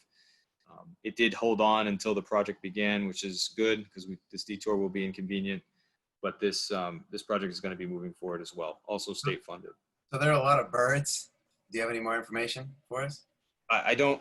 I wanted to get some specifics to bring some levity, but there's just one bird that's holding it up right now. Is it a bobolink? I don't know. I think plover. I just like bird. Is the whole reason for holding up an entire bridge project. Multi-million-dollars. And then Route 68. So people have been seeing this. This is the timeline. So tree work was already done over the Memorial Day weekend. The drainage will be starting this week. The millings will begin the first week of June. And we've already worked with DOT to get some of those millings to help in other areas of our town. The paving course will be done in June, and then guardrail, culvert work, drainage work, all of that's going to be completed. This should be done by August with everything done, and has to be done by October. So this is going to start quickly and move quickly, just like 68 South did a couple years ago. I know the board wanted those updates. Can provide any more information. We'll be pushing that out in a big information blitz to the public, especially the road closures and where we're at with some of the bigger infrastructure, because they're going to be seeing it around town. So one thing I want to talk about there, just thought of it, and I see Katie still on. I'm not asking you to necessarily jump in here, Katie, but you know, it happens. I have to deal with it a lot as being a contractor. Is when events come along in town. Sometimes contractors are asked, you know, to do their best to facilitate those events. You know, I don't exactly know how their sequence is going to be of where they're moving, but I know that their staging area is very close to where our parking is and the pallet factory and the fields and all that sort of stuff. So be nice to make sure that they're in the loop on what our plans are moving forward with the fair or other things, so that they can, you know, I know as a contractor myself, all you want to do is you want to be a good neighbor to your the municipality you're working for or in. So, you know, I think they'd be more than accommodating to do whatever we need them to do to help out or get out of the way in whatever needs. So definitely something we'll do.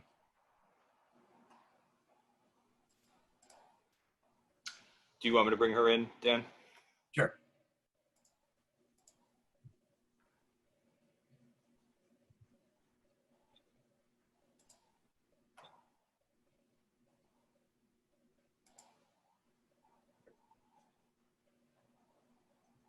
I might have just kicked her out again. I'm in real trouble.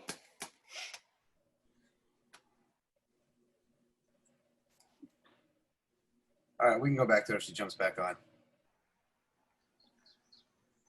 Okay. I'll let you know. All right. Well, is that it for infrastructure updates? Yes. So 4 big projects with some pretty good updates for the board and the public that we'll be sending out. All right, she's back on.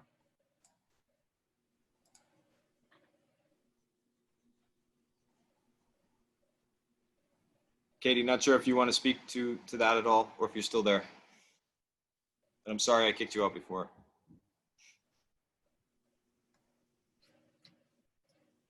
All right, we'll just leave her there. Okay.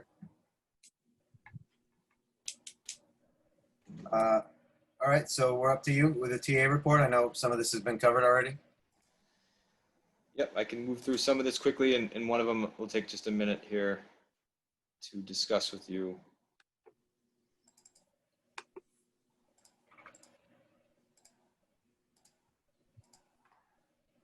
Okay, so COVID-19, we definitely went over that in detail. We've been working with scheduling with our departments, and we'll be providing the public with a lot of information about how to continue to reach our departments. The virtual emails and phone calls will definitely be the best way still, but as soon as we can do appointments and other types of services, we will let people know. Talked a lot about the CARES Act, and I'll have an update for the board on that. And I will be filing a 1/12 budget in case anything happens for our town meeting and our inability to pass the budget. So that'll be done this week or early next week to make sure we're okay and can continue on in FY21 regardless of what happens. Still been hosting virtual coffee hour. Welcome anyone to join me from 10:30 to 11 on Wednesdays. Of course, I can do a Zoom meeting with anybody, but this is a set time every week where I'm there for the public to come talk about anything, to include some of these infrastructure projects or town meeting or the budget, etc. Okay, then I want to talk about the MVP grant and just pause for a second. So our team completed the initial process, and I'm working with our consultants in order to file some action grants. So this is going to get us some money to do some of the stuff that we're talking about in terms of vulnerability, not just get a plan out of it. So we will be announcing tomorrow a listening session for the public to hear about the climate vulnerabilities that Hubbardton faces. Some of the priorities for grant application, these are not necessarily in order, but things that came out of the discussions were culvert replacements, designs and replacements. Number one priority being Brigham Street. Reason for this is it's pretty bad. It needs to be replaced, and we should be paving this road in the next couple of years, so it's a good time to do it. This helps prevent flooding and is part of the resiliency effort. And then a town center vulnerability plan, which I'll get into a little bit more detail in a second, and an emergency shelter and design considerations to turn the center school into an actual emergency shelter as was recommended in 2008. So I'm just going to call up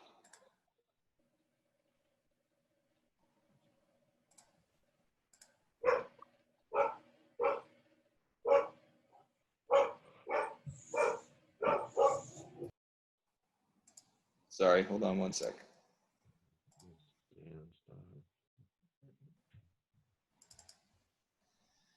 Okay, so the number one recommendation from the meetings that we had and the discussions with the consultant was the idea of assessing our town center as a resilient town center.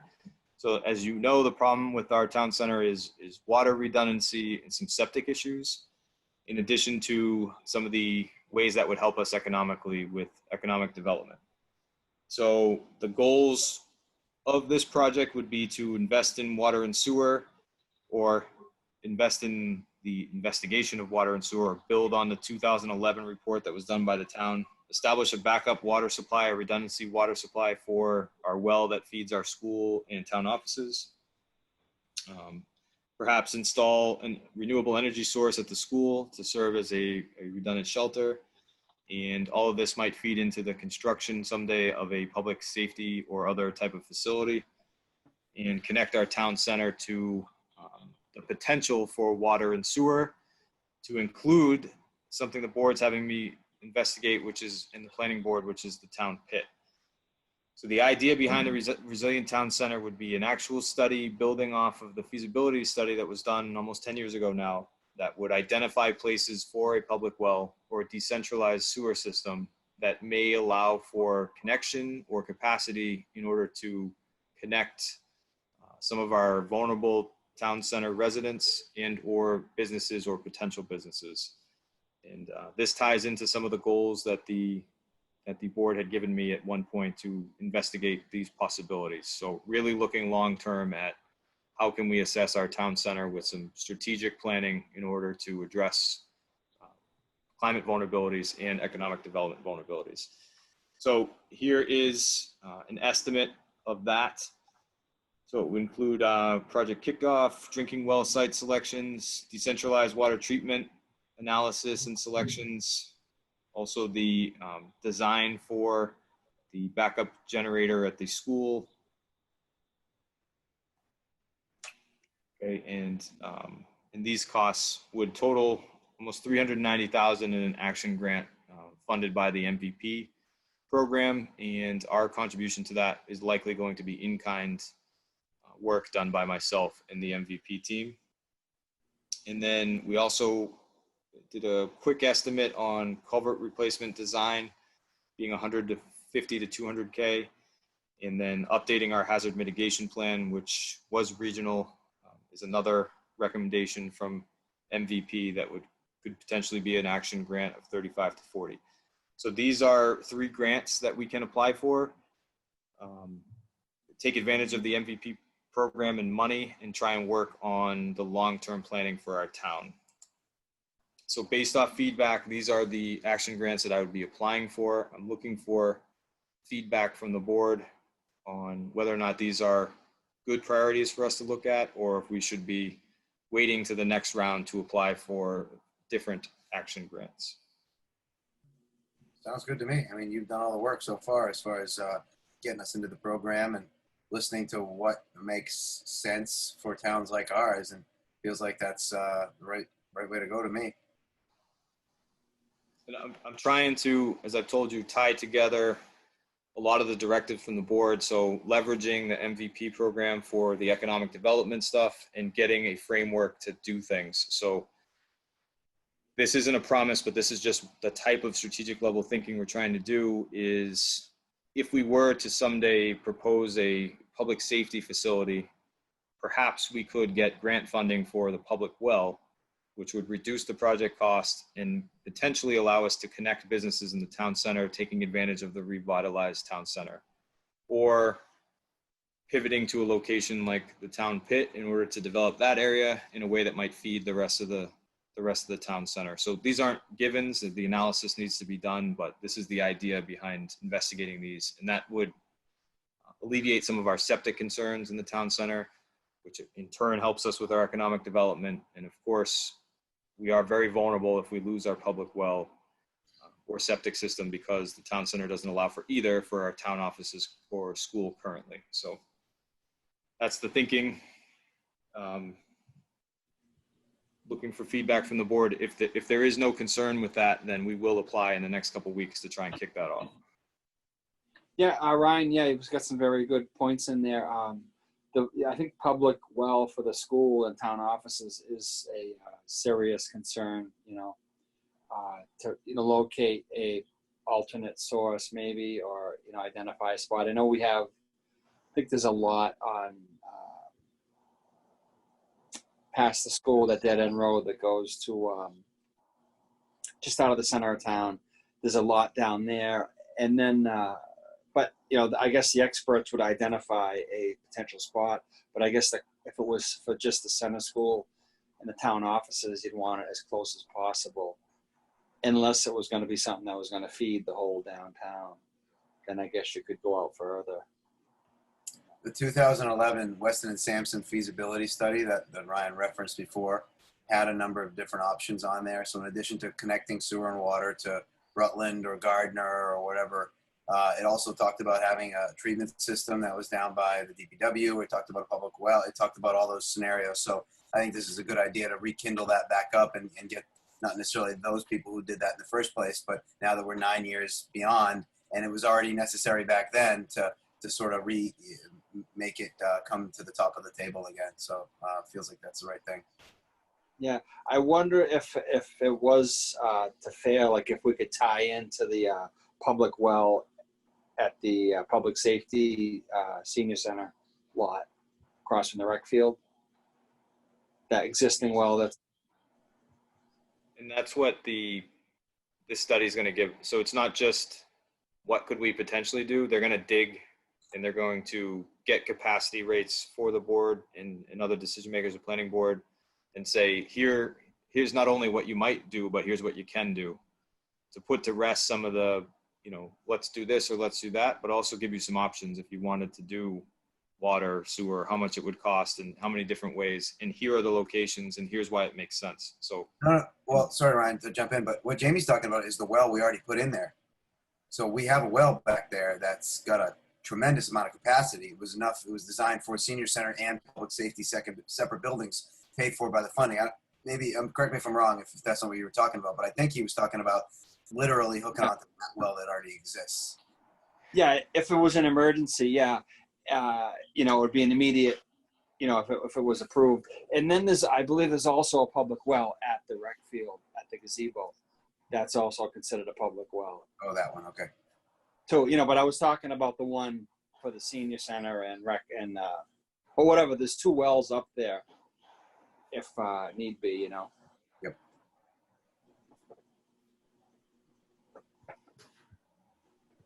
okay, so it sounds like something that I'll push forward and report back to the board on where we're at in terms of grant funding. Get the project moving. Sounds good.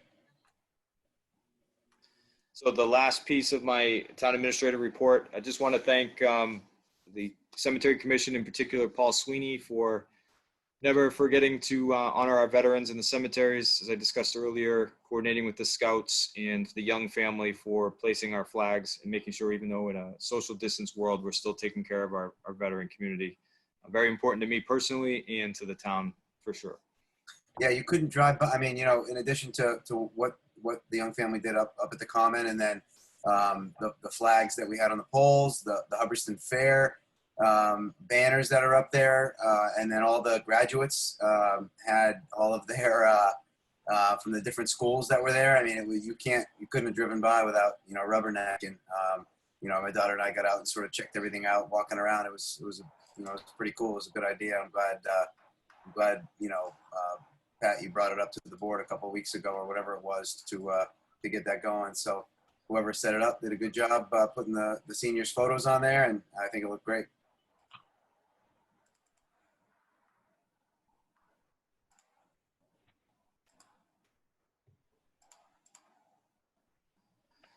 And that's my full report. Sounds good. Thank you. All right, moving on. So we don't have any policies, but we do have an appointment of Mike Caruso as a laborer driver. And forgive me, we have two appointments. One of them came in today, or was finalized today, I should say. So I'll pop them up here. So the first appointment is Mike Caruso, as you mentioned. So we did Travis and I did a thorough employment search. We narrowed it down to two very strong candidates, super strong. Mike's coming in full of enthusiasm, looking for a long-term career in public service at the DPW. And we are very pleased to offer him the position of driver laborer. This is filling Ben LaFortune's position, who was a very strong employee for us. So looking to notify the board of this appointment and his wage authorization of $19.29 per hour, which comes directly from the union contract. And the second one is Tyler Charest. This is an appointment for a DPW seasonal worker. We had an opening this year, someone who didn't continue in service with us. So looking to appoint or appointed Tyler Charest today to DPW seasonal work. He's already started, and the wage rate for DPW is seasonal worker is $12.75. So also looking to notify the board of this wage authorization. Sounds good.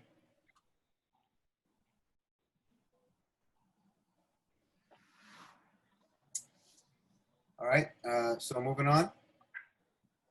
Yes, so those two wage authorizations, and then in your packet, you'll see publicly available, Mallory Seaman passed her 6 month. You heard her name a lot tonight. She's all over the place and doing a tremendous job. I included her employee evaluation.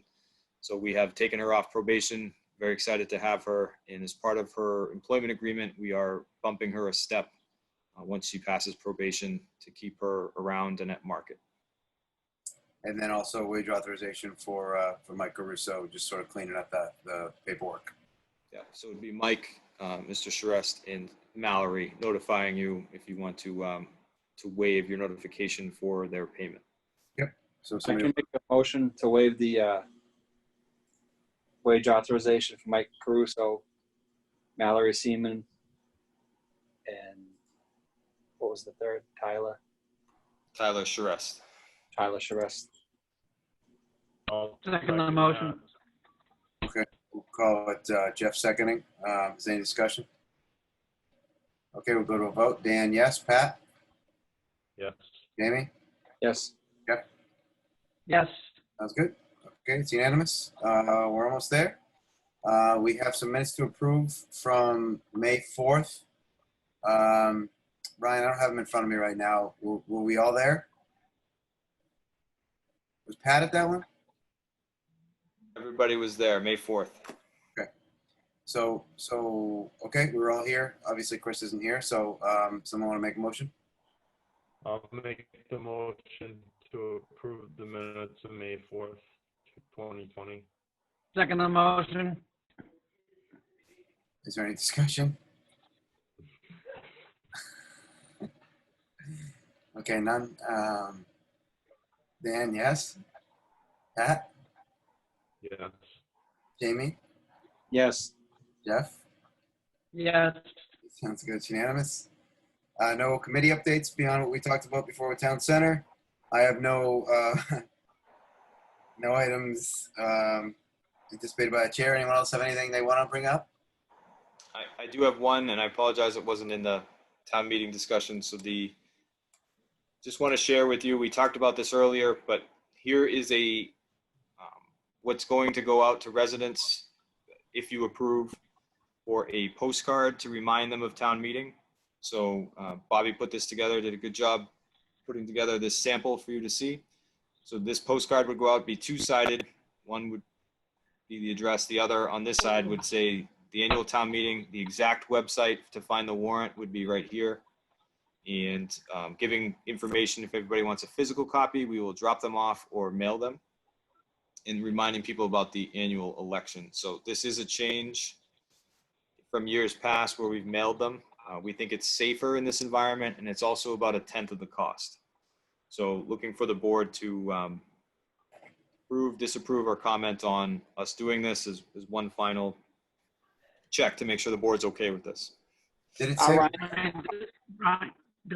Ryan, does it say where the meeting is? No, but we will post that all over the place and on the website that is listed. And the reason for that is, one of the main reasons for switching to, instead of mailing the warrant, but to a website, is we can change it every day. So it'll be the most current information possible. Okay, so I want to make a motion then. Well, I just had a question. Ryan, could you just put on that card the cost savings and the reason why, why it's being done this way? Now it's going to be a postcard like this, but yeah, I can do that. Or at least, just because people are going to be, why are they doing this, Yeah, I mean, that makes sense. I'll make the motion to approve the postcard. I'll second it. Is there any discussion? All in favor? Dan, yes. Pat? Yes. Jamie? Yes. Jeff? Yes. Okay, that's unanimous. Anything else not anticipated that somebody want to bring up? Anyone? No. Okay, any public or press? I just see Katie on still as attendees. Anything else come up, Ryan? Nothing else in the chat and no one in the attendees. Okay. It is 8:30. Move to adjourn. Okay, is there a second? I'll second the motion. It's seconded by Jamie. Any discussion? Okay, all in favor? Dan, yes. Pat? Yes. Jamie? What's so funny? Yes. Jeff? Yes. Okay, sounds good. Night, everyone.